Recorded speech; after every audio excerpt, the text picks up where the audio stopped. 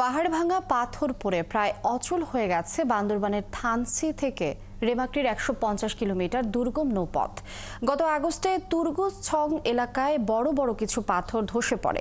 পানি কমে যাওয়ায় সে পাথর বেরিয়ে নৌপথ শুরু হয়ে গেছে। এই পথে যাত্রীরা জানান, দুর্গম এলাকায় তারা কৃষি পণ্য নিয়ে যেতে পারছেন না। বিপাকে পড়েছে রেমাক্রি ইউনিয়নের শিক্ষার্থীরা। ঝুঁকির মুখে নিরাপত্তা কর্মীদের খাবার সরবরাহ। সংবাদদাতা অনুপম মারমার তথ্য ছবিতে প্রতিবেদন।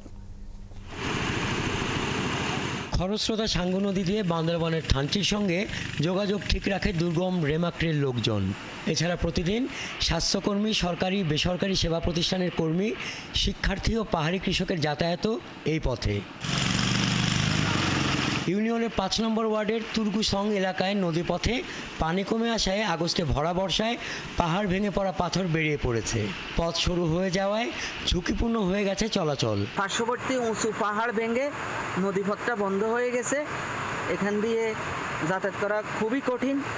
এখান দিয়ে সরকারি কাজ করা কঠিন, আর সাধারণ মানুষের জনগণ যাতায়াত প্রায় অসম্ভব। প্রায় ৩,০০০ গ্রাহকের সাথে সভা, সেমিনারও বাধা তৈরি হয়েছে বলছেন উপজেলা পল্লী সঞ্চয় ব্যাংকের ব্যবস্থাপক। রেমাক্রি ইউনিয়নের একটা নির্দিষ্ট অংশ প্রায় ৫,০০০ মানুষ চলাচল করে এবং খুবই দুর্ঘটনা এলাকা।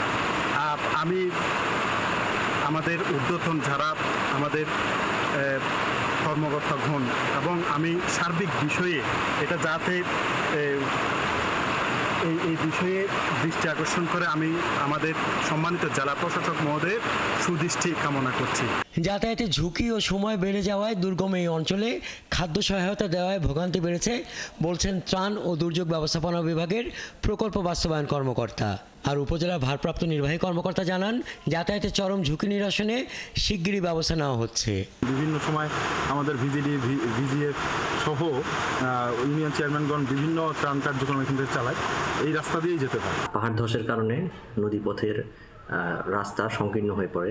এই ব্যাপারে আমরা অভিযোগ পেয়েছি এবং জনগণের দাবির প্রেক্ষিতে এই ব্যাপারে আমরা ঊর্ধ্বতন কর্তৃপক্ষের বিষয়টি অবহিত করা হয়েছে। ইউনিয়নের শতাধিক গ্রামে ৫,০০০-এর বেশি পরিবার বসবাস করে। রয়েছে ৮টি বিজিবি ক্যাম্প। যোগাযোগের সমস্যায় তাদের কাছে খাবার পৌঁছাতেও দেরি হচ্ছে। আরো পরিচ্ছন্ন ছিল এই বাঁশগুলি, লাকড়িগুলি। হাসান আহমেদ, ৭১।